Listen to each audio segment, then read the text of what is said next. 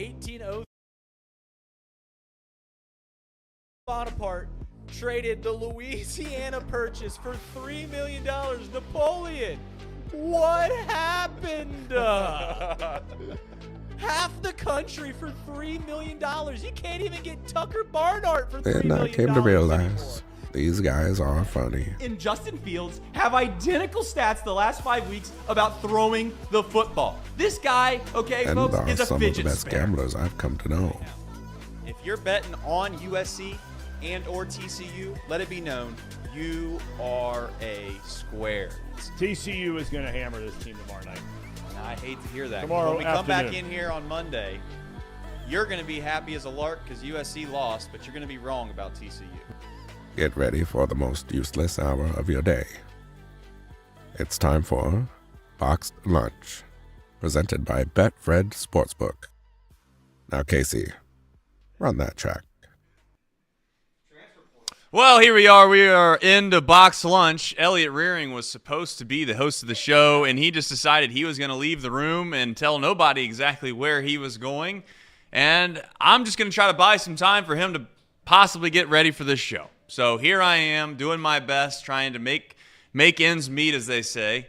And I'd like to at least have a reasoning or somewhat of an excuse as he doesn't duck far enough underneath there to figure it out. Elliot, I mean, we're all on your time here. This is your world. We're just living in it.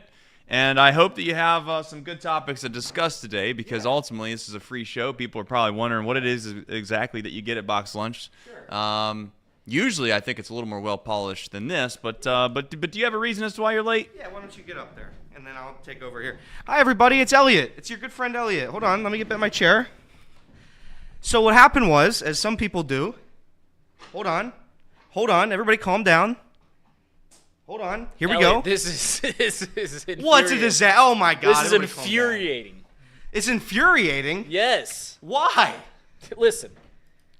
Here's what happened. Sometimes you have to go run to the bathroom. The bathroom's way over there. I tried to do it in the last minute. I almost got in at the right time. Now I'm here. Everybody can calm down. Here we go. Okay, Elliot. Yeah. We had like 5 minutes Yeah. to get this show off, and you were nowhere to be seen. The show starts right after off the bench, and you're not in. I waited around for like 2 minutes, and I was like, we got to get this going. I had to go to the other side of the room. What do you want me to do? Absolutely preposterous. Well, okay. Well, I'm sorry. Next time I'll try to not go to the bathroom, and we'll just see what happens. We'll test out what happens there. Welcome in to Box Lunch. Did you guys sing the song? No, we were worried about. We didn't know if someone snatched you up. We don't know. We don't know They what could've. happened to you. They 'cause could've you know the snatched show- me up. I mean, off the bench, you said, all right, Box Lunch coming up right now. Tom Perniman, host of Off the Bench, just cues it on up, puts it on a tee right for you. And what do? You scramble out of the room, nowhere to be seen for 5 minutes. And I'm like looking around. I'm like, Trace, will you step up to the plate here and do something? It was 3.5 minutes. I didn't have time to tell you the plan. I had to go. I had to urinate. So next time I have to urinate, I'll make it very clear to the world that my bladder is full. And I have to go run down to the other side of the room and come back. So that's my bad. Everybody, welcome to Box Lunch. It's free today. So congratulations to all of you lucky winners because it's free. It's free. Today, we're going to start off with a topic that we didn't really get to touch on and off the bench today. It's Xavier. Now, unfortunately... We did not talk about Xavier, no. What? Nothing, go. What was that? Can I finish my bits? Can I just finish? All I want is to finish my bits. Xavier, again, lost last night to Delaware. It was one of the most preposterous losses I've ever seen in my entire life. Listen, if you're going to start the season like they have, and unfortunately they have, there better be some kind of redemption towards the end because this is disgusting. I've watched this team now. I do watch Xavier games, so people are going to say, oh, you hate Xavier, blah, blah, blah. I only hate Xavier because Xavier fans are mean to me. All Mouse Cop in the chat and all the other Xavier fans, they have a lot of burners, right? They bring out these burners on X.com, and they attack me. Whenever I say anything about the mighty Xavier, whenever I say anything about UC, they just cheer against UC, and that's fine. So that's where my hatred comes from. I grew up going to Xavier games. I went to Cintas Center all the time with my father. So it's not like I hate it. I love Brad Redford. I loved, oh my God, who was the guy played in the NBA. So wait a minute. How did you become a UC? I know you went there. Were you a Xavier fan before No, I was you a went Xavier to the fan. I University just of respect Cincinnati? Cincinnati teams. I would go and I would watch Cincinnati sports. That's what I would do. It's a natural thing to do. I'm forgetting the guy who went to the NBA from Xavier. Crawford. Jamal Crawford. Jamal Crawford at Xavier, and him and Redford were my favorite Xavier players. I did have Xavier at one point, but then you get to high school and you meet the rest of the Xavier fans, and you don't like them very much, and that's what happened. And it's unfortunate, but that's what it was. Reed and I have this debate all the time, where some Xavier fans, unfortunately, they're just a little mean, they're a little sour, and I think there are some for UC. I get it. It's not a one-way street. It's a two-way street. And I think that's fair. Every rivalry has this. But Xavier fans are a little bit more mean, and that's fine. So yesterday, Xavier game, again, we didn't get to talk about it. They have really no good players, unfortunately. It's a damn shame. I do like Des Quincy. Claude's a good player. I do like Quincy Olivari, though. That kid's good. The rest of the team, and Des Claude. I like Des Claude. The rest of that team's not very good. That Novak Djokovic guy, everybody was pumped about him. He's terrible. I watched him last night. That was bad. I don't know what their plan is going forward. Good luck to them. The issue here is, though, UC basketball, and this is where I'm going to credit Xavier big time. UC can't beat them. UC can't beat them. If they start with a 40-point lead, UC has not been able to beat Xavier. It's just not possible. Something breaks in their brains where we can't beat them ever. This is the year you have to do it. I don't know what the spread is going to be. I'd imagine the spread is going to be 2.5 points favored for Xavier. Really? I think Xavier is going to be favored in this game. You don't think so? Well, I mean, the good news is they were favored by 14.5 against Oakland, and they lost. And they were favored by 13.5 against 12.5. Excuse me, I'm sorry, 12.5 against Delaware and lost. So if they were favored by 2.5 against UC, I'm still. I get the concept that you've been beaten for so long that you really are warped. Your brain is warped as UC fans of thinking that this should be a tough game. Yeah. I don't see it that way. I do wonder, though, by the end of the year, what bar will be lower, the expectations of Xavier basketball or your chair? Or who? Or your chair. My chair? Correct. What do you mean my chair? If it goes any lower, I'm wondering if we'll be able to see you over the top of the computers. Oh, I see what you meant. That was a that a short joke? I didn't know what that joke was, but it's not a short joke. He decides that he's going to actually lower the chair as low as it goes when it can go up about, I don't know, maybe 7 inches higher. Is this not a serviceable height? I like this height. I like being lower. Well, to the you ground. can. You just see if it'll go any lower. Why not? Okay, let's do it. Here we go. We're gonna live. This is turned into a roast Elliott show. This is not what this is. You supposed showed up to be. 5 minutes late for your It was own not show. 5 minutes late. It was not 5 showed minutes up late. 5 I ran minutes down there late. as quick as I can. What do you want me to do? Does it go any lower? No, it doesn't. No, I didn't think it would. I didn't think it would. It's at the lowest setting. It's at the lowest possible setting, and people are going to get mad at me like Trace, and that's fine. And Reed's mad at me because I showed up 3 minutes late because I had to pee. You know what? I'm here, and that's what it's all about. Anyway, back to my points about UC Xavier because it's been thrown off the rails here. UC has to win this game. I don't think they're going to be favored, and I say that because Xavier was, I want to say 20. They should have been favored by 15 points last year. They were only favored by 2 on the road at UC. UC's probably, I don't know. I think UC's better than Xavier, but it's not as bad as some people are making it out to be. I think it's probably going to be. I would say UC. If you had to give me a spread, I'd say UC minus 6.5. So I'm gonna say that swings back in favor of Xavier at home. So Cintas, we're 7 points. Cintas is worth 7 points when it's the Bearcats, who we haven't won there in 25 years. It's terrible. This is. I mean, I know Trace is having a hard time comprehending what UC fans are going through right now because he's like, dude, because UC is much better than Xavier at this point. You can use the eye test, you can use the record test, you can use strength, you can use every test imaginable, the Wonderlic test, and you can see that Xavier is not as good as UC.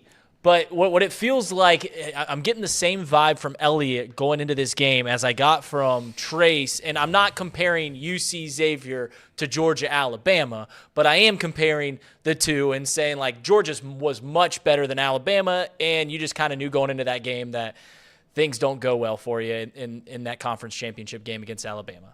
Is that fair? I think that's fair. It's fair. I listen. if you're a Xavier fan, you are going to expect to be nothing able to lose to win that game, and you're certainly going to feel like you have nothing to lose. If you're a UC fan, you feel like you have everything to lose because if you don't win, then it looks terrible because they're terrible. Right. I just think that I wonder, now that UC is in a position where they are in a league in which you will never be negatively recruited about. You will never be in a position where you are a casualty because of a circumstance that you really can't control, which is what league you're in. Yeah. Over the next 3, 4, 5 years, I really hope there is some magic for Xavier to keep that game competitive because there's a chance that game doesn't become as competitive as it has been in the past because UC is in a league in which they are going to get a lot better players. UC, I think, if you look at their recruiting rankings, they've gotten more top 100 recruits in the past maybe 2 years than they have in the past 25 years. That is going to play its head. At some point, that will rear its head. I don't know when, but it's going to happen. To be fair to the Big East is a damn good conference as well. The top of the Big East is as good as any conference in basketball. It's a top 3 conference in college basketball. But it is undoubtedly. I would say, to Trace's point though, the middle of the Big 12 is just elite. Yeah, no, listen, there's no question that the Big 12 is a better conference than the Big East, and I don't know if Trace was trying to stack the two conferences up. I'm saying let's talk about the players. The fact that UC is now in a big conference, they had every advantage in terms of recruiting before that, besides one thing, which was their league, right? They're a bigger school. There's more to do on campus. They're all these things, right? And now they're also in the Big 12. So it does open up the door for a whole new crest of prospects. Now, am I going to sit here and think that there's going to be a slew of recruits that are going to pick the Big 12 over the Big East just because it's the Big 12? Maybe. I don't know. Now they're in a scenario that UC should get back to dominating this rivalry. But I mean, Xavier's been the underdog in these two teams, and quote unquote underdog because it's the smaller school. It's got not the pedigree. It used to be in a worse league, and still Xavier has found a way to dominate this rivalry over the last 25 years. So yeah, I can't really knock Xavier too much because they've dominated UC for the past 25 years, like Reed just said. So. But that's all I'm saying. It's going to be a good game. It's going to be a close game. Now there is two schools of thought. This team could be dead. There's a chance Xavier wakes up for that game. They're like, I mean, what's the point? What's our season?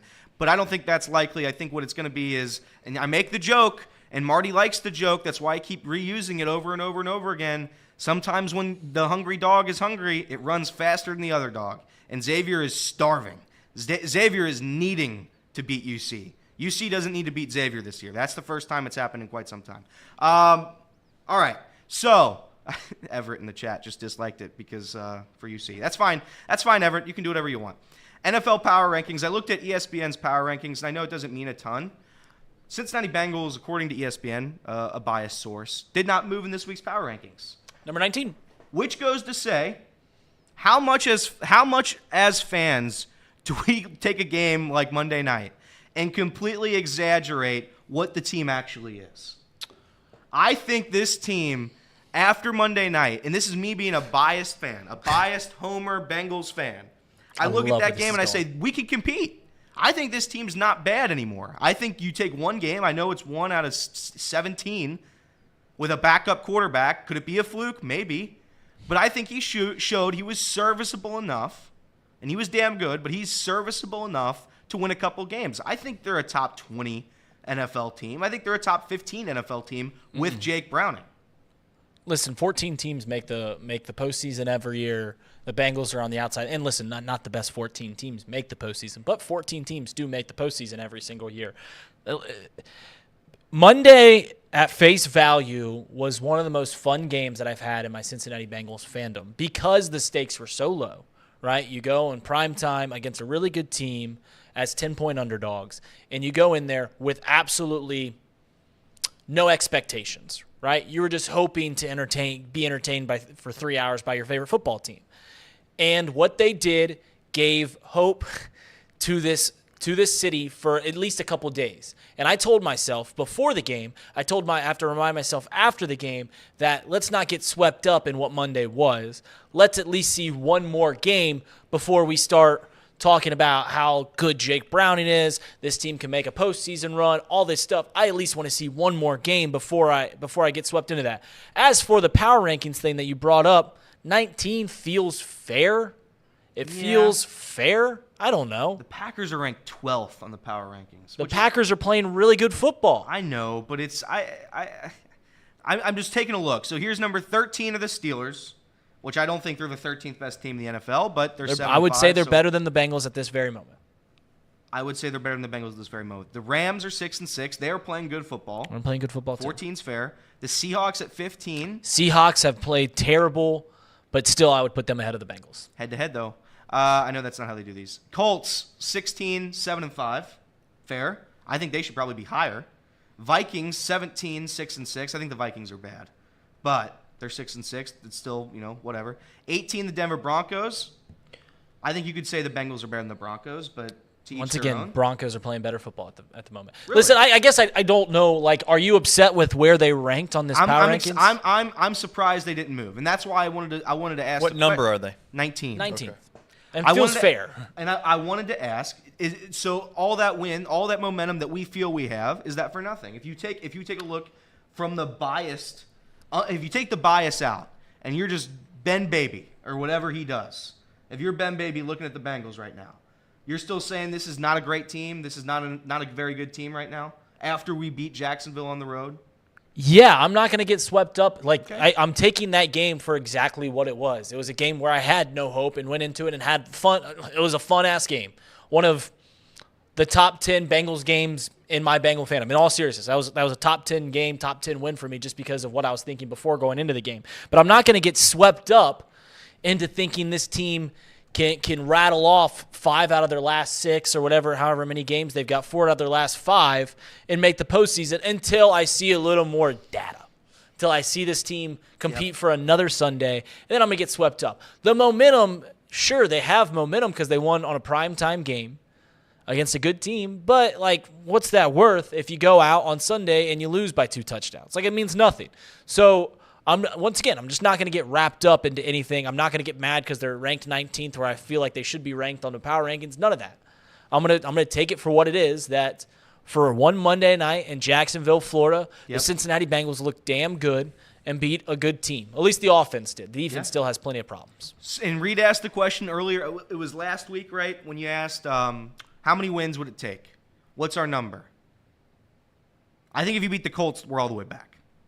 I think if you beat the Colts, we're all the way back. And I would get my hopes up. And this is where Cincinnati sports has killed me, because they do this thing where they get the Cincinnati Reds this year. My hopes have never been higher. I thought that team was going to go to the playoffs. And they really should have. If Connor Phillips doesn't if I go out in the professional mound, I could have done what Connor Phillips did in his last major league start of the season. And that's get no outs and give up 15 runs. So we were that close, and that's where it's like I don't want to get my hopes too high for this Bengals team, and I know they're not going to win a Super Bowl this year. I'm not thinking they're that good, but I think they could potentially sneak into the postseason. They could. Just don't get too excited for that. But we have to get excited. I have to get excited because that's what if I'm half in, half out on a season, I just don't care. When I watched the Reds in 2017, 2018. It was like I was watching death. And it's like I didn't watch those games. I didn't care because I knew in my heart that team had 0.0% chance of doing anything. The Bengals, that number is way higher than that. We have a somewhat chance here to get into the postseason, and when you get in there, anything can happen. So I'm going to keep my hopes high. I'm going to temper my expectations. I know we're going to talk about that. I'm going to talk about that a little bit later, but The poor Casey. We talk about how much he rides fandoms and stuff like that, to where on Monday he was saying it's the worst year in Cincinnati sports history, and Tuesday he was all the way back. Yesterday he was all the way back. My man yesterday was going through all the Browns schedule, the Steelers schedule, and it was like mapping out wins and losses, figuring out what the Bengals need to do. And I just kept telling him, like, hey man, if they win on Sunday, you have every right to do that next week. If they win on Sunday, you can do that because now they'd be, 7-6, Yep. playing backup quarterbacks for the rest of the year other than Patrick Mahomes, and you got to get to 10-7. So if they win this Sunday, you have every right to do that, right? You can start mapping out wins, what needs to happen for the Bengals to get in the postseason. But let's not get all gung-ho. Let's not jump before the cannon, right? Yeah, and that's fair. All right, next up, Reds win the lottery. I'm with Trace 100% on this. I'm going to be as frank as I can, and I've made it very clear. The prospect game I've never cared about. I know you should care about it. You really should have a good farm system. That's what makes good teams. But there is something about drafting a guy in Major League Baseball and not seeing him for 6 years, and maybe not even on your team, where you just lose me. It's phenomenal that the Reds got the second draft pick. It's great. I just sent out a funny tweet. The lottery machine got crawled. I'm going to be honest. I don't care. If the second pick, 10th pick, it's all the same to me. I'm not going to see that guy for 5 years, and even if I do see him, like I said, might not be a Red. It's great. It's 5 years. Maybe. Yeah, I feel like 6 years is pushing it to where you're using the extreme example. Correct, but I know that you're saying that. Listen, the Reds in 2021 drafted Matt McClain with the 15th overall pick, I believe, and they drafted Andrew Abbott in the start of the second round. So, I mean, those guys are centerpieces of what 100%. the Reds are hoping to have moving forward. I'm not saying it's not important. I'm saying when you like, and again, this is no knock on anybody, but I was looking at my Reds feed and it's like, oh my God, this is going to change the franchise. It's just, it's just not that big of a deal to me. And maybe I'm not that diehard of a Reds fan. Maybe that's me. Maybe I'm not a good enough Reds fan. There's false hope. Like that is exactly what starving fan bases do, and that is okay. I'm not downplaying it, and I'm not, but that doesn't mean that I have to buy into it either. Like, and I'm also not going to be the one that is overly negative to the folks that are very optimistic about things, right? Like I try to be relatively rational about things. You have a certain side of the fan base that wants to scream and yell about how piss poor it's been for 20, 25 years and about how no matter what happens, it's always doom and gloom. Yeah. And that is understandable because they're just mad because they've not gotten to experience what they ultimately want, which is their franchise winning games. And then you have kind of a complete opposite side of that who are throwing parties last night. The Reds got the number 2 overall pick. And the reality is that you'd like to be, I think, somewhere in the middle of all that. And that's where I'm at. I'm just, to your point, Elliot, it doesn't matter. It does matter. It definitely matters in a crop or a class that you would hope to have one or two what many people call can't miss prospects, which those aren't. But let's face it, Bryce Harper, when he came out of high school, everyone said, this kid is going to be a superstar. It's impossible for him not to be. Yeah. Now, we all know that that's possible that he couldn't have been, but he was a superstar. Say what you want about Strasburg, but he ended up being a big-time arm, and yes, injuries can happen. He's a superstar, yeah. But my point is that there are guys and there are situations in drafts where there is a group, if you want to call it that, of prospects that come through that are can't miss. I'm hopeful that next year they're going to say, hey, these are two names that either one you get, they're going to be in the big leagues in 2 years. They're that damn good.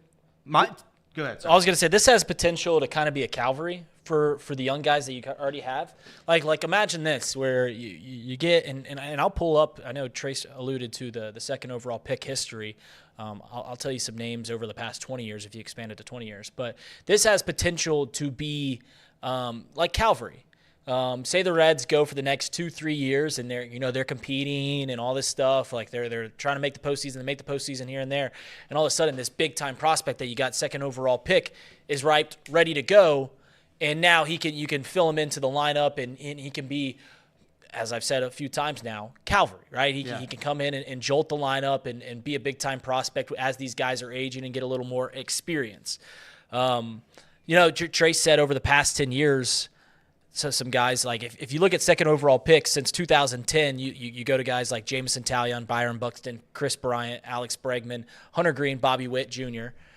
Even if you go before that, the 2000s actually were incredible for second overall picks. You got Mark Mulder, Josh Beckett, Mark Pryor, B.J. Upton, Ricky Weeks, Justin Verlander, Alex Gordon, Mike Moustakas, all Hall of Fame to All-Star players. So this is big for the Reds at this very moment, but you can't get excited for it because there's other things that you should be focused in on at this very moment. And that's where it kind of loses me. And I'm not saying it's not important. It obviously is. It's just from a fan perspective, I don't understand, as Trey said, the parties that were thrown last night. It's great. I'm happy for everybody. And I do side on the negative side of that's not a surprise to anybody in this room. Everybody's well aware. I'm more on the negative fan aspect here. But I think we should temper our expectations. Now, my question to Tom on Off the Bench, I think, is valid. Because we got a couple guys coming up. Our infield's already stacked. They said at Reds Fest, Nick Kroll did, we're not trading Jonathan India. I think they said he was going to move to first base. Now, if that's the case, we've got Christian Arroyo coming up. Or Edwin Arroyo, I'm sorry. Is it Christian or Edwin? Which Arroyo is Edwin. it? Which one is it? Christian Roa, Edwin Arroyo. That's it, Edwin Arroyo. My God. I don't know where he would play in our infield because his appearance in the MLB is soon, and our infield's stacked. I don't know if that's the case. Really, not to cut you off. I'll let you go. I think that we have, similar to maybe the Monday Night Football game for Bengals fans, it's jolted a lot of energy. Maybe you have a little too high expectations. Maybe you think you got something that you really don't. You really don't know yet. I think that's the same case that's happened with this farm system situation with the Reds. I think they've struck lightning in a bottle to a small extent with a lot of these guys going from AA to AAA to the big leagues in like a really quick time frame. I don't think that's going to be the case more times than not moving forward. Like the Arroyos of the world, he in my opinion, will not be knocking down the door to make the big league club like a Marte per se. Marte was a guy that got brought up. Why? Because they kind of needed him. Mm-hmm. If there was somebody that was already there, Elliot, me, you, and everybody, 99%, I say 99, maybe 95% of the fan base would have no idea who Marte is to a certain extent because he'd be sitting in AAA and he wouldn't be as bragged about as much because we're not desperate. That's what I hope this Reds franchise gets to, Elliot, is that Arroyo's a great player. Yeah. He's in AAA, and you know what? We're going to leave him there because ultimately when we bring him to the big leagues, the time starts clicking or the time starts, tick-tocking, whatever the term is to use there. But my point is like, I don't think Arroyo's going to be knocking down the door. He's a young guy. What is he, 20 years old? Yep. They're going to take their time with him. So you don't think the Reds should trade any of these guys? No, they can. Yes. I'm not opposed to trading the guys. Like, I get the concept of people not wanting to trade. It all comes down to value. And that's the thing that nobody ever wants to admit. It takes two to tango here. If you're going to make a trade, then let's just make it a fair trade. We just don't want to give away 3 first-round picks that we hope come up in the next 3 years for Dylan Cease or maybe it was, I know I made fun of Giolito last year. But, like, that's what we're talking about. Like, don't just overextend yourselves just because you think you have to fill a hole that everyone's screaming about. And they're not going to do that. They haven't done that. We have no idea what's going to happen. I mean, Rhett Lauder might go into spring training, start shoving, and the next thing you know, Rhett Lauder is like a Mike Leake, where you're like, holy shit, this guy's ready to go. Yeah. Or he might be terrible and sit in Chattanooga all year long. I don't know. That's fair. That's fair. I just think that if you're able to trade some of these guys right now, because as everybody knows, the window for a small market team is not very big. It's not. You have to pick your spots. Trace has said it. Nick Kirby said it. Everybody said it. You have to pick your spots when to go all in. I think it's not this year. I think it's next year. I think next year is when you decide you're going to go all in here. And we still have money to play with. This team is still going to be good. I still think this Reds team is going to make the postseason. I think they're going to make the postseason. I think they could make noise if everybody stays healthy, God willing. Injuries killed that team. Injuries have killed the Reds the past several years. They just decimate the Reds. In 2021, when Nick Castellanos was playing unbelievable, Jesse Winker unbelievable, Eugenio Suarez's season and really career was sent way back after, I think it was a swimming pool injury. Hurt his hand in a swimming pool or his shoulder. Injuries have killed the Reds. And I'm just hoping this team can stay healthy. The issue is, I don't know. The starting pitching has not looked like they can stay healthy at all. We'll see. We'll see. I think the Reds are going to be damn good and keep the faith there, I guess. Next up, nobody's really been talking about it. El Tiger Woods. Tiger Woods is back. Nobody's really talked about it, and that's fine. But he finished 18th in the Hero Challenge, I believe is what that tournament is called. 18th after another serious surgery. Golf is all the way back. I was going to ask you guys this. Is there any single person in their sport that means more to that sport than Tiger Woods? I don't think there is. I don't think there's one single player, and you could say Michael Jordan and LeBron James. Those are maybe the only two. Maybe Wayne Gretzky. But I think Tiger. If you take Tiger Woods from golf, I don't think hardly anybody cares about golf. And when I say hardly anybody, I still mean millions. There's still millions of people, right? But when Tiger Woods plays on a Sunday in that red, everybody in the world's watching it. Everybody. Yeah, as a guy who never watches golf, I don't sit down and watch golf unless Tiger's competing to win because I want to see that spectacle. Yeah, there's no one that even comes close to what Tiger Woods means to golf. Yeah, there's still going to be millions and millions of fans. It's still a very popular sport, one of the most popular sports in the entire world, not just this country. Yeah. But it's undeniable what Tiger Woods means to the viewership, the ratings in that sport in general. And it's already been coming to an end, but it might be coming to an end very, very quick. So. I think he's got one major in him. No. No? Come on. Tiger Woods and you Joey give him Votto 9 years to compete to win the Masters. There's very similar. There's very, very, very similar circumstances there, in my opinion, with Joey Votto and Tiger Woods, in the sense that there is a lot of nostalgia there. There is a lot of love there. There's a lot of belief in that maybe there's a miracle around the corner there. But the truth is that when you watch Tiger Woods, I don't see how in the world he's going to be able to ever, outside of maybe there's one place he can win again. And that is Augusta. That's the only one. You could make the argument that I think he could possibly win the Open Championship. Yeah, he can't win the U.S. as well. He can't win. He's not going to win the PGA. I don't think he'll ever win the PGA again, and I don't think he'll ever win the U.S. Open again. Those just too tough. Too tough. That's fair. I'm just saying he finished 18th in this Hero Challenge. But that's got a limited field. I don't know. It does have a limited field. How field. many people were even in that field? I don't know. That might be a big thing. I don't know. What if there was? I think this was there only 20? I think this is accurate. I think there might be 20 people in it. We are just. Is that true? How far away are we from Tiger's last major? 2018, 2019? 19, I believe, is when he 2019. Yeah. So I mean, we're 4 years away from his most recent miracle. 4 years. Like, we're not talking like it was yesterday. It was 4 years ago, guys. Yeah. He did look better, though. I will say that he played even golf, and you're right. There is only 20 people in that. Like. Let's be honest. I don't know if you guys how much golf you watched when he first came back, guys. It looked like we need to get this guy a golf cart. Like he couldn't walk. He looked like he couldn't walk. You're not. How are you gonna walk 72 holes in a major championship, looking the way he looked? Father Time, we do. I know why we do it, but it's just like. We can all just admit, like, Father Time catches up to every single person. Father Time is caught up to Tiger. He might have one miracle left in him, and it's going to come at Augusta if it ever does come, because he knows that course really, really well, and I think he can kind of manage away that course. And there is some kind of there is something about Tiger Woods. If Tiger Woods can get himself in a group, one of the final groups on a Sunday in Augusta, the rest of those players, the guys in contention, they will be so much more nervous because of the atmosphere that he brings than anybody else. And we'll see if he can get it done. I don't know. Phil Mickelson, by the way, won his U.S. Open when he was 51. I think that's accurate. So Tiger's only 40. Not the U.S. Open. He's never won a U.S. British Open then? He won the PGA. Was it the PGA?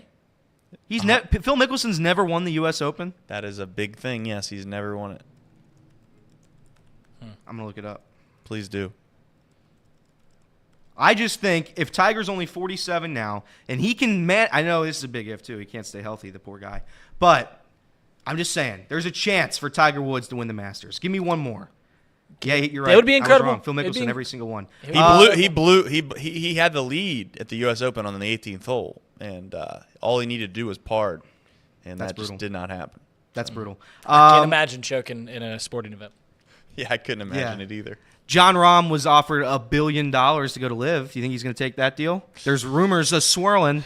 How can you not? How can you not? Well, especially now because they're a partnership, right? Well, even before you could compete for the They are not a partnership. I think that fell through. But they still own them, right? I don't know enough about this to talk about it on the internet. Neither do I. Even before they when all this stuff first started circulating and they weren't going to be able to compete in majors anymore, right? Even before that happened, how can you turn down $1 billion? People can say well, I mean, he's worth $60 million. How much more money you need? 60 to $1 billion. Yeah, $600 million is the rumor. He had said that he turned down $400 million already. I don't know, man. I think that it all comes down to, put it this way, if the majors, and they already have, the majors have decided, hey, you know what, we want the best field possible. We're going to let guys that play and live play in these majors. If that's the case, then realistically speaking, you're going to be in a position now where if you're a big-time golfer, by all means, if that's what you want to do, go for it. The only thing it takes away is, and genuinely, it all comes down to personal preference, guys. How much money is enough money, one. And I get that, you can sit there and say, well, what's the difference between $100 million and $600 million? Well, it's $500 million. It's a lot. I would just say that you do lose out on, if anything, you do lose out on the opportunity for legacy type stuff. Yeah. I mean, you do pass on that. It'd be the same idea of a Japan league in baseball offering Albert Pujols. Correct. Or I get it. And saying, you know what, you're not going to get a chance to go after these records. Do you want to make all that money? I don't know. I mean, it's not an easy answer, I don't think. You're absolutely right. You are trading legacy for money, and it is a terms of preference. If you're asking me, would I rather have $80 million and a chance for a lasting legacy that will go well beyond I'm dead, or can I have $600 million and not just make sure that my kids and my grandkids are set up for life, but the generations behind them? If you have $600 million, I don't know this for a fact, but it feels like you can have that run in your family for 5 generations. Till some generation comes across and blows it all, because tough times create tough men. Right. Tough but men. The Rockefellers sold Standard Oil a long time ago. Good times create soft men. I get it. I know the adage. Soft men create hard times. The Rockefellers sold Standard Oil 100 years ago, and still the Rockefeller name is worth millions and millions and millions and millions and millions and millions of dollars. You're right. If you have a ton of money, there is without question, life is so much more simple. It is so much more advantageous to be able to go out and do things as well. You can throw your hand at multiple business opportunities. That one of them pans out, it all works itself out in the end, right? I mean, that's true, without question. So I'm not downplaying taking the money. And I guess at the end of it all, it's preference. It's what you want to leave behind. Taking the money is certainly probably the right play, if we're being honest. But especially if you can play in the majors. If you take the majors out, though, I would argue the opposite. I would be selfish. Into saying, you know what? I have made enough money for my family or generations of family. I've made plenty of money. I'm not taking away the opportunity for me to go win a green jacket or those things. Right. I'm not doing that. At that point, yeah, it is. It's determining what you want to leave behind. Do you want to set up your namesake for generations and generations to come in terms of means and money, or do you want to leave behind a legacy for yourself? Really, last quick question, hypothetical to two of you. I think this is fun. Do you think that Live, or I say Live, the Saudis, do you think the Saudis would have been better off taking all their money in building one golf course over there that replicated the most famous holes in golf, 1 through 18, and made the prize purse of their tournament so absurd that you are going to get all the best golfers just because you're paying an absurd amount for their tournament, and then obviously trying to get a TV deal? Do you think they'd have a better chance at trying to create a 5th major in golf and having it their tournament off a golf course they built that replicates famous holes than what they've done with Live? I would argue they could have done that instead, and they would have gotten more attention. More people would have traveled to their country. More people it would have done the same exact thing from a media perspective. Yeah. And I actually think that people would have been like, fired up about it instead of it being like an argument of, well, you shouldn't go do this because of blood money or you shouldn't do this because of morals, blah, blah, blah, blah, blah. I don't know. I feel like they missed the boat on that. I think it would have worked. I think they messed up big time when they thought they could just take over like a sport that Americans have loved for many a year. If they tried to take the NFL and like make their own NFL, it would never work because we already have our thing. The PGA already has our thing. Every American league already has their thing. They can do it, and they have done it. Reed mentioned the baseball league they're doing. In Pakistan, I think, is where Philip Irvin's playing. In Pakistan, yeah, it's all over that. Like Mumbai, India has a team. That's just crazy, and I agree. I think if they would have done something like that, but they want the control. They want to own it. So they want to take the American sport and make it theirs, so then everybody can love them, and divert all the attention. The thing is I don't know what their end goal is. I mean, I think we all kind of know what it is, but like if you're talking about which could make more money for them, I don't think that's their goal. I really don't think that their goal is to make any means of money whatsoever. They're trying to bring their culture into the light, into the forefront of the world, and they're doing so by just realizing what the resources they have, which is infinite amount of money, and they're saying, listen, we got a bad reputation. Let's see if we can make it a little bit better, or at least distract people from our reputation to at least be seen on a world scene more and more. So to answer Trace's question, which do I think they'd be more successful at? I don't know. Like I feel like they've already been somewhat successful in their ultimate agenda, which is raising their reputation out of the gutter, out of what the rest of the world thought of them. Like they've already done that to some extent. Would it make more for a spectacle to have some huge tournament that the golfers, if you ask them, would you rather win a major or would you rather win $100 million at this one tournament in Dubai? I think you'd get some interesting answers there. Definitely. But I don't know. 100%. All right. Next up, college bowl games. I think this is the biggest joke in sports. I say that with no love and no respect.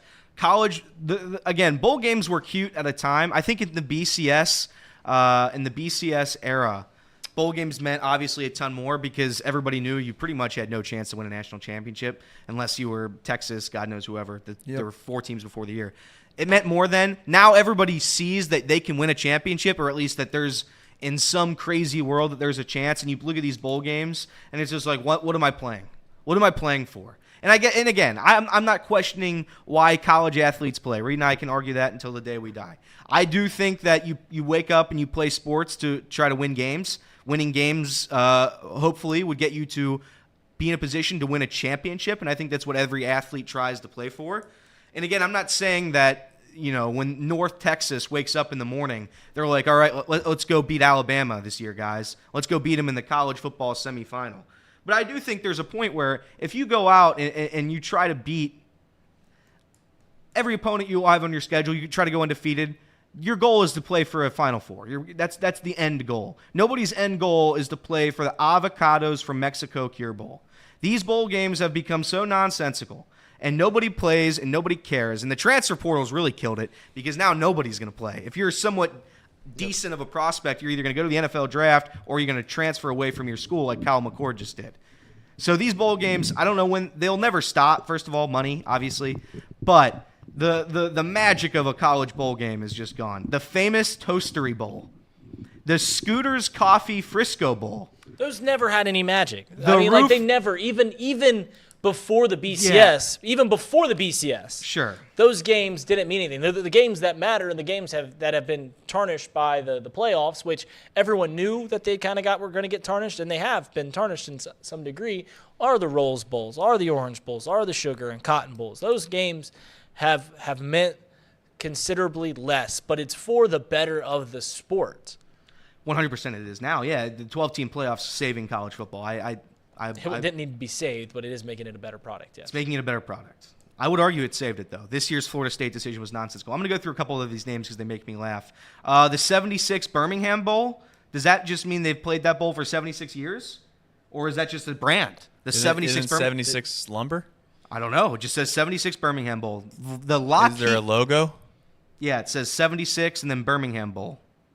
Is there a logo? Is there a red 76 or like an orange 76? It's an orange and blue 76. Yeah, that's 76 lumber, I believe. Okay, so the 76 Birmingham Bowl. The Lockheed Martin Armed Forces Bowl, that'll be a good one.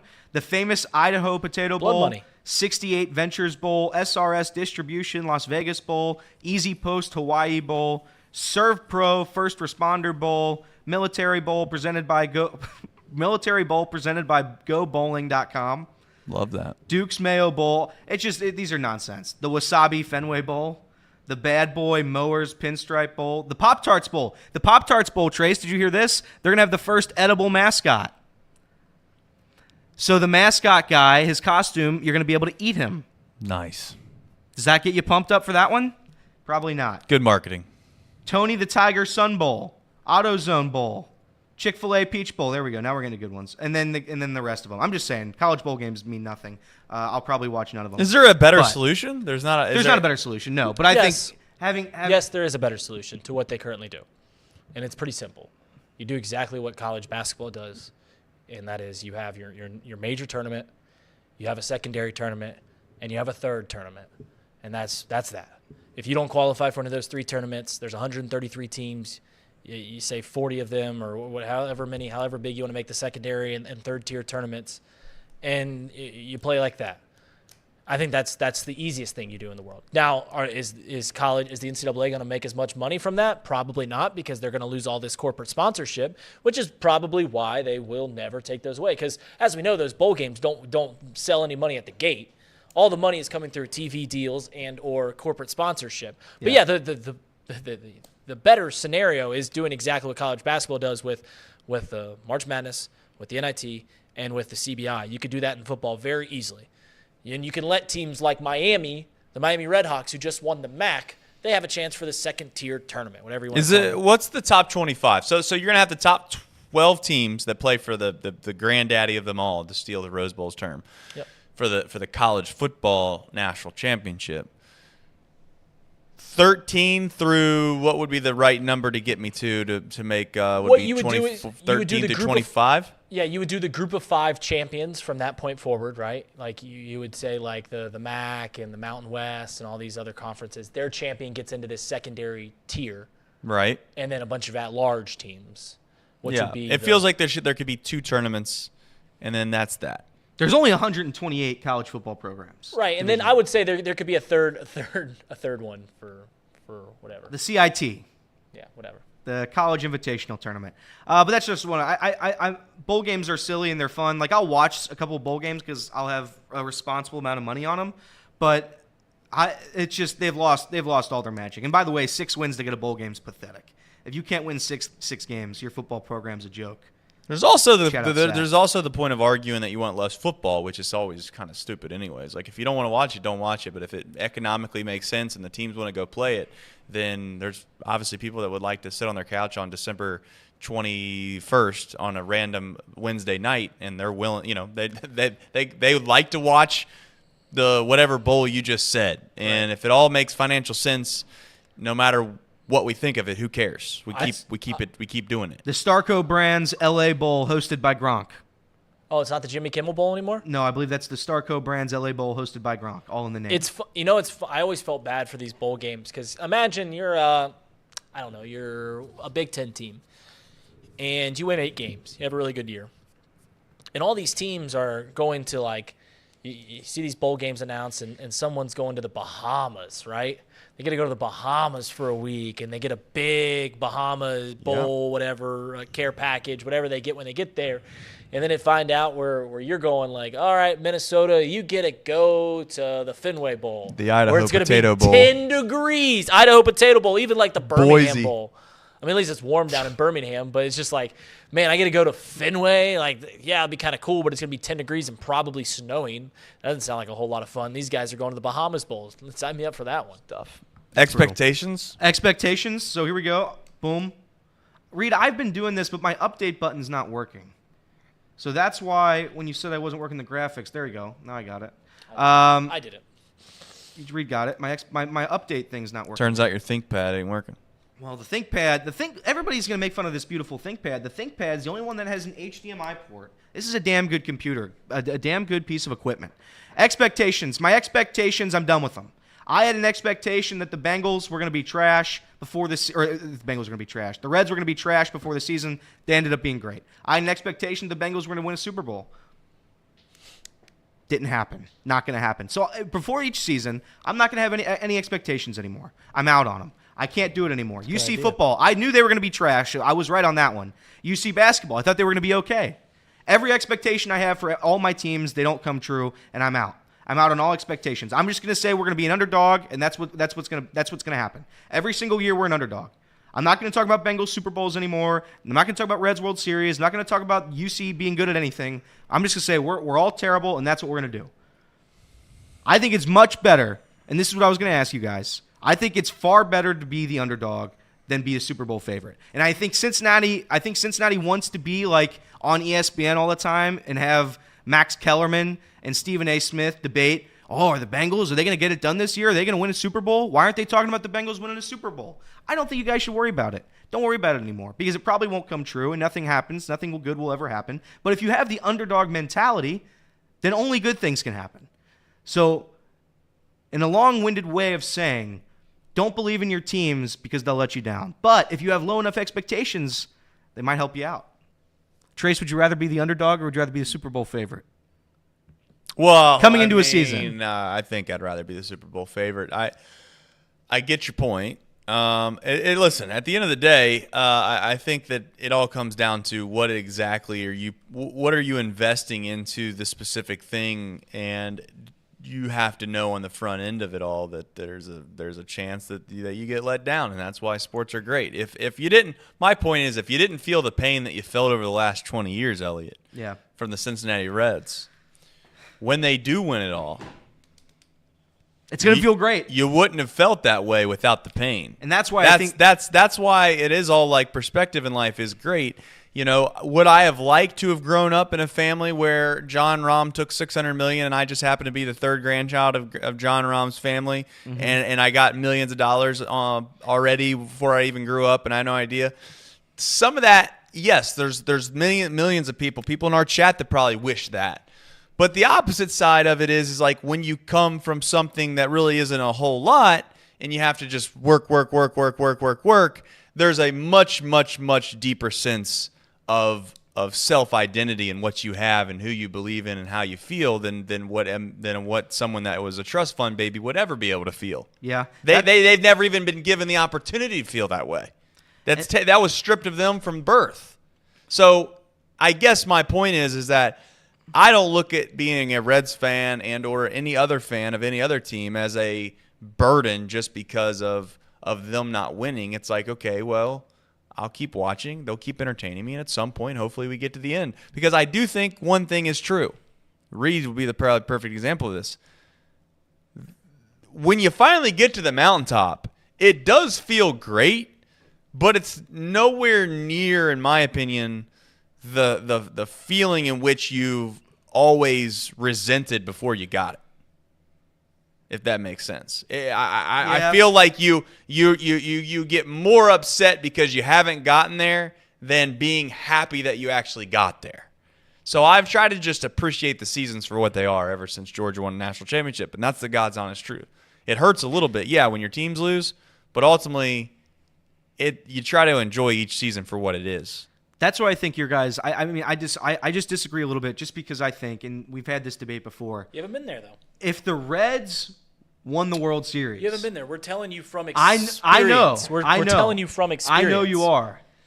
But in my little heart, I know if the Reds won a World Series, there's not a moment that could top it. If they wanted to tank the next 5 seasons and Phil Castellini wanted to say, well, no teams are good before opening day, or no half the teams aren't good on opening day, whatever. He can spew whatever he wants to say at that point because I don't care, because he's already won me a World Series. I want one. That's all I want. I want a Super Bowl. Okay. I want a World Series. And after that, it doesn't matter anymore. Fun hypothetical for you and everyone else that feels this way is this. How many years are you willing to be terrible for just one championship? I'm talking about how many years would you be willing to accept that your team either wins half whatever the average is. So let's say in the NFL they win 9 games or 8 games. They never win a Super Bowl. Or in the Major League Baseball, they win 80 games. How many years would you be willing to go for one championship? I'd go 10 years. If you give me one right now, you can go 10 years and do whatever you want. If I was a Royals fan, I would have been perfectly complacent. Perfectly complacent right now. I would. That's the God's honest truth. I know, but I think it's different for Cubs fans, and I think it's different for Georgia fans, just because you guys have it like it's. And then Trace is obviously a Reds fan, but like Cubs have an infinity money. They can do whatever they want. Their failure is not a result of not being physically able to. It's just incompetence. The Reds would never be able to be good again after that, because it wouldn't be possible. Here's the thing I would tell you, though. This is where I think you and the whole entire band of people that screaming about money all the time are wrong. What do you think the Cubs did that allowed them to win the World Series, Elliot? What money did they go spend that got them over the hump, per se, that the Reds aren't able to do? Was it Chris Bryant? Was it Kyle Schwarber? Chapman. Who was it exactly? The Cubs made a bunch of signings the year that they made the World Series and won the World Series. Or I guess the years before. John Lester obviously was a lot of money thrown, and that was successful. Ben Zobrist was a lot of money thrown, like $80 million, and that was successful. But they also made some moves that had really little to no impact, like Jason Hayward and stuff like that. The core of the team was brought up similar to the Reds, right? I mean, they traded for Anthony Rizzo when he was still a prospect. They got Kyle Schwarber. They drafted Chris Bryant, Javi Baez, Jorge Soler, yada, yada, yada. The team goes on and on and on. They traded for Jake Arrieta, who was a bum in Baltimore. They traded for Kyle Hendricks, who was a bum in Texas. Like, they brought it up themselves. Who are the Cardinals players in your mind that you kept thinking to yourself, this is why the Cardinals are so damn good? Who did they go out and get in free agency every single year that made you think that? I'm not going to know any off the top of my head, but who are the players that when I say really quickly, when I say the Cardinals, when I say the Cardinals, your immediately thought when the Cardinals is who? Because I can think of a few, and I know you can too. Who are they? I don't know. Albert Pujols, Yadier Molina. Again, I get your point. And Adam Wainwright, yep. What was that? And Adam Wainwright was probably the third one. Wainwright, Matt Holliday. I don't know if Matt Holliday was one. No, he didn't come up with them. He came over from the Rockies. Yeah. Ryan Ludwig. I can go back. I'm going to forget the guy who hit that home run against the Rangers. The Reds have not been great, and I'm not here to try to crush Nick Senzel, and even in Hunter Green, the jury is still out. But those are 2 number 2 picks in back-to-back year in 2016 and 2017. He just rattled off how many names? 15 names over there that were either all-star players or Hall of Fame players. And I'm not suggesting that you're going to hit on all these guys all the time. It's not what I'm trying to get at. But if you go back through and do a little homework for yourself if you want to do this, yeah, it'll make you sad a little bit. Go back the last 8 or 9 drafts the Reds have had. Go from first round to 16th round. And figure out how many of those guys you even know. Okay. They're almost none of them. They have not done a good job of developing. They've done a piss poor job, if you want to be honest. The last few years, they've hit on some guys, and that's why they're in where they're at. And I'm not disagreeing with what you're saying, Elliot. You have to spend money, dude. You have to spend money. But don't sit here and think that the only reason the Reds can't win is because of what the Cubs, the I'm Mets, not saying it's the only reason and the they can't. Rangers, and all these guys I'm can saying do. it puts you at a systemic disadvantage. That's my point. How so my big of an expectations advantage are is it, naturally though? lower. Is it like a false start, or is it like 2 personal fouls in a football game? Is it like, we can overcome? I would say it's 2 personal fouls. It's definitely 2 personal fouls. No way. The Rangers had unlimited money this year, and they won a World Series. And they played against the Diamondbacks, who were a game away from winning it too. It's true, but they didn't win it. And that's why I think, do it the Tampa Bay Rays way, they lose. I think there's something to it. I love the prospect game. It's worked for the Reds. I agree, but I'm just saying. I don't know. Don't you think you put too much stock? And this is where this is the loser mentality. The Mo Eggers of the world are going to crush me for saying these types of things. Don't you think too much stock is put into some hogwash bullshit that happens at the end of a season? Let's face it. The playoffs in the NFL, to a small extent, can be a crapshoot. the Major League Baseball playoffs is one of the biggest crapshoots. It's a huge crapshoot. March Madness at the end of the year is a wildly ridiculous way of saying, hey, this is the best team. Right. We all know inevitably it's entertainment. We love it because it's do or die, right? It's gladiator. It's the same psychological reason that all of us humans love watching two men get in a cage and beat the shit out of each other for the most part, is it's do or die. But the truth is, kill me for saying it, I would love to be the Rays. Every single year, we would be freaking fired up about our baseball team because they're winning 80, 85 at minimum games, 95, 100 games. They're winning that many games, and you can say whatever you want. And you know what? I'm open to saying I know that I'm 100% right about this. Just because you went out and spent a bunch of money on some guys doesn't give you a better chance to win the World Series as the Orioles this past year.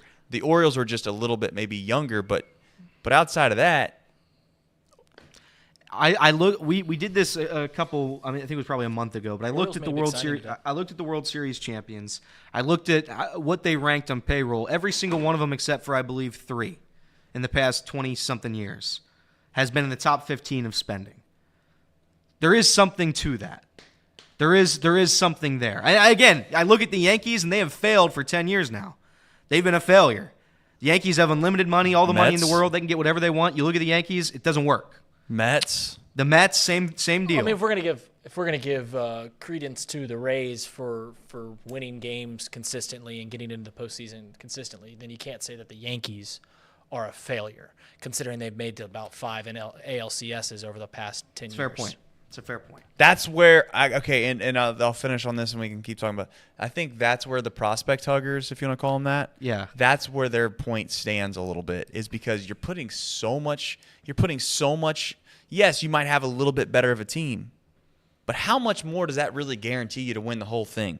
It's almost like you're foregoing on the opportunity of being good in 3 to 4 years for sure, possibly being good, to saying, okay, we don't care about that right now because we care about this. And then you find out that you're the Yankees and you have a significantly better team than whoever it is in the wild card round and you lose. That's the fear. Everybody wants to win. I mean, shit. If there was a perfect way of doing it, we would have done it. It's fair. All right. That's it. That's Box Lunch. I'm going to do a quick bet in the vault. I did get that one, Reed. Shout out to me. I'm going to go with Hofstra. What was that? Congrats. Thank you. I'd like a pat on the back. Hofstra -3 against Iona. Iona's a dead program since Patino left. Hofstra's actually not terrible. They're not going to probably do anything ever, but I like them against Iona. So take Hofstra -3. College basketball. College basketball betting's hard, man. I bet on close your eyes and just close your eyes and start picking games and see how well you do. Do you want me to do that tonight? I'll do it tonight. I picked Villanova. I live bet Villanova last night. I think that you should do that. I think that should be on our TikTok. You should. Okay. You should. Which we gotta. I'm willing to buy you a little printer if we need to get your printer. But I want you to print off the mascot logos of like random ass teams. Yeah. And then you got to come up with a way of maybe, I don't know if you can get online. We can get online and get a Velcro, like a Velcro board or something. Yeah. I want you to like lay on the ground and just throw it behind you and see where it sticks. Okay. And then just make those picks. And let's see how we do for like a month. Okay. All right. I'll do it. It can't be worse than your system, so I'll try that. Ricochet. That was a good one. That was a good one. I took your system against the Jaguars, by the way. Worked. It was like 95% of money was on the Bengals. They were using different sites than the site that we use was saying. Yeah, your site's fraudulent. The system they're saying that there was a ton of people that had money on the Jags. Yeah. Yeah, like 95% on some books. Wow. They didn't know about Jake the Snake. They did not. Hiss. All right. Anybody else? That's it? Wheel lunch. Well, let's do this instead of the wheel of lunch. Okay, I love that. So we'll. No idea what this is, by the way. This is going to be Daily Dozen. Daily Dozen trivia. This is from another content creating website. But yeah, it's 9 trivia questions. Let's see how we do. Okay, let's do it. See how we do. I already did it today, so I'm not going to participate. But there are 9 categories up there. Go ahead and pick one if you see it on your screen. I've got it on mine if you need to see it. I'll go to television. Television. College football. Following The Walking Dead, John Barenthal played the lead character in this Punisher. Marvel Netflix. The Punisher. That is The Punisher. Got it. Trace, your turn. I don't know how to do Is this like tic-tac-toe or what is this? No, you get them all. You see what I mean? It's like the daily. It's like the grid. Can I not use my text on this? I don't know what I'm doing here. You got to enable your keyboard. Right click on the. On the settings cog. No, right click inside the browser. Enable. There it is. The Punisher. Select. All right, next. You want to go movies, music, snacks and candy, cars. I got to do college football. I'm terrible at trivia, by the way. All right, college football. Horrible at trivia. During the 2017 season, the University of Central Florida capped off a perfect 13-0 year by defeating what SEC school in the Peach Bowl? They beat Auburn. Auburn, yeah. Yep, the Auburn Tigers.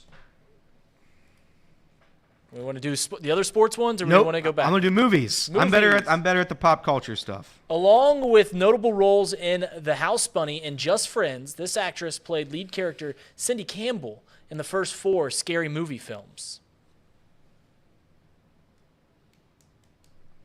Oh my God. I know you can picture her face, right? Yeah. Chat's gonna have to help you out, man. Problem with the chat is they can Google. That's the. I got 8 out of 9 today when I did this earlier. I didn't get the celebrity mashup. Can you reread Not that? Megan I can't Fox, see is it? That's not Megan Fox. No, it's not Megan Fox. I was just You want to go another question? Yeah. Go. Anna Faris. Anna Faris is correct. Did you look it up or did you? I used the chat. Anna Faris. My God. Everett, you can't sit there and say you used the chat when you specifically seen who helped you out. Might have been Anna Molly or Faris. Everett. You want to do music, cars, NFL, MLB, snacks, and NFL. NFL. This wide receiver played for the Bengals from 2001 to 2008. He had 5 seasons in which he had 900 receiving yards and led the NFL in receptions in 2007. Oh my God. 2001 to 2008. Ocho? That wasn't Ocho, was it? That's Ocho? Chad Johnson.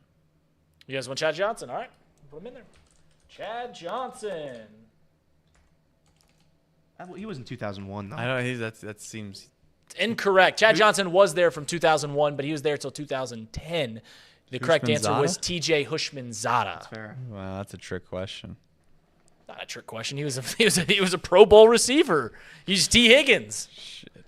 All right. I'm not good at trivia either, by the way. You want to do baseball? You want to go over to baseball? Yeah, we'll do baseball. Why not? Lou Pinella's final MLB managerial job was this National League team from 2007 to 2010, leading them to 2 postseason appearances. Woof. This is where I'm embarrassing. It's it's not an NL Central team. It's not. From 2007 to 2010, there were 16 National League teams. So was it someone bad? Was it like the Rockies? Didn't the Rockies made 2 postseason appearances? Really quickly, it's a National League team? Yep. Yeah. It's no one from the Central. It's a final year. It's no one from the Central. I'm thinking it's going to be a West team. Mets. You want to say my guess is going to be Rockies. No. Bud Black was at the Rockies for a while. Bud Black and Jim Tracy was. Jim Tracy was there. Damn. Okay, it's an L. It's an L. National League. Yep. National League. Lou Piniella. Golly, and what were the years they made the playoffs? He was with this team from 2007 to 2010. They made the postseason twice. If you want to know what years they made the playoffs, it's 2008 and 2009. They made the playoffs. Not the Phillies, right? Phillies were good at that time. Phillies were good at that time. Won a World Series in 2008. He didn't win the World Series, though. Mets. I don't think it's the Mets. I don't think it's the Marlins. It could be the Rays. The Rays are the first thing that intrinsically. The Rays are A. AL. That's AL. American. Yeah, that's why it went away. What about it wasn't the bad Astros, were they? The Astros were in the National League at this time. No. The Astros were not good enough in the National League to make the playoffs. I don't know. I mean, we got to pick. I concede. I hate to say this, but I'm going to go with the Mets. I don't know if that's the right answer. Mets is incorrect. Damn. It was, in fact, a team from the National League Central. It was the Chicago Cubs. What? He was the manager from the Chicago Cubs from 2007. The Aramis Ramirez, Derek Lee, Alfonso Soriano. All right, fair. teams. That's why that piss poor franchise. We gotta bounce back. Music, cars. They should make this like tic-tac-toe where you have to play against people. That would be fun. But I like that. Music. Since 1998, Jared Leto, famous actor, Academy Award-winning actor, has been the lead singer and guitarist for what band? Famous band. Semi-famous band. They've had some hits. 30 seconds to something. 30 seconds to something. That is correct. 30 Seconds to Mars. Okay. Here we go, Trace. Here we go. Snacks. Snacks and candy. Since 2015, late-night hosts Jimmy Fallon and Stephen Colbert have collaborated with what ice cream brand for their own personalized flavors? Well, it's a national ice cream brand, obviously. Yeah, Ben & Jerry's is the only one I know. Ben & Jerry's. Ben & Jerry's is correct. What flavor does Jimmy Kimmel have? Woke. Jimmy Kimmel was not in that question. That was Jimmy Fallon. You want to go cars or celebrity mashup? I don't know cars, brother. Woke chocolate. Let's go cars. Introduced in 2018 as a replacement for the Santa Fe XL, what car company produces the 3-row SUV known as the Palisade? It's the Palisade. It's a Palisade. It's a Hyundai. It's Palisade. Palisade? Hyundai? Hyundai is correct. It rhymes. It makes sense. Hyundai, Palisade. Makes sense. It's Palisade. Celebrity mashup. This is a good one, This Trace. is a tough one. There's two celebrities up there. Two men. Oh, the first, Matthew Broderick, David Spade. Matthew Broderick was not even the guy who you think it is. Oh, wait, no, wait, no, I take it back. I see it again. I see it again. And Don't, David Spade. no, wait, no, don't put that. I know the answer now. It's the guy from Friends. Who's the guy from Matt Friends, Trace? LeBlanc. It's the guy from Friends. It was Matt LeBlanc. I want to use my double dip. All right, you want to guess the other one? Yeah, You want to use it on the celebrity mashup? It's Joey from Friends. All right, Matt LeBlanc. Joey from, God, that looked like, I guess my computer. And who do you think the other guy is? Because David Spade was wrong as well. That's fine. I get a double dip. This is a tough one. This is the hardest celebrity mashup. I don't know these guys. I don't know. I'll put in the right answer. Who is it? How is that beneficial to Frito-Lay? No way, dude. That's his hairstyle? That's Jesse Plemons. No way that's Jesse Plemons. That's terrible. All right. Everett says a sports show missed 2 out of 3 sports categories. Love it. To be fair, Reed got it. So Reed carries our trivia away. I play trivia every Wednesday night. I'm not very good to my team. I only know TV shows and movies. You don't know how happy it made me when Tom asked me the question about Oral Hershiser, because I knew that one locked and loaded, because he went on like a 60-inning streak of not allowing a run, which I believe Brandon Webb at one point almost surpassed, and Jake Arrieta was very close to surpassing it as well. Brandon, golly, talk about former Cy Young pitchers that just fell off the face of the earth. Brandon Webb got hurt on opening day and never pitched again. Tough. In his prime. Everett says you need to host a trivia show, and I agree. Yeah, I'd rather play. I'd rather play trivia than host it. Okay, well. I get condescending when people don't know. We can host a trivia thing. We can use that idea. We can do trivia. All right, wrap up the show. All right, show's over. Bye-bye. That was it, Boxed Lunch. We'll see you later. Sorry I had to pee at the beginning of the show, Reed and Trace. My bladder was full. There was nothing I could do. I had to run all the way across the other side of the factory. And that was I do not accept your apology, but yep, see ya. Bye-bye.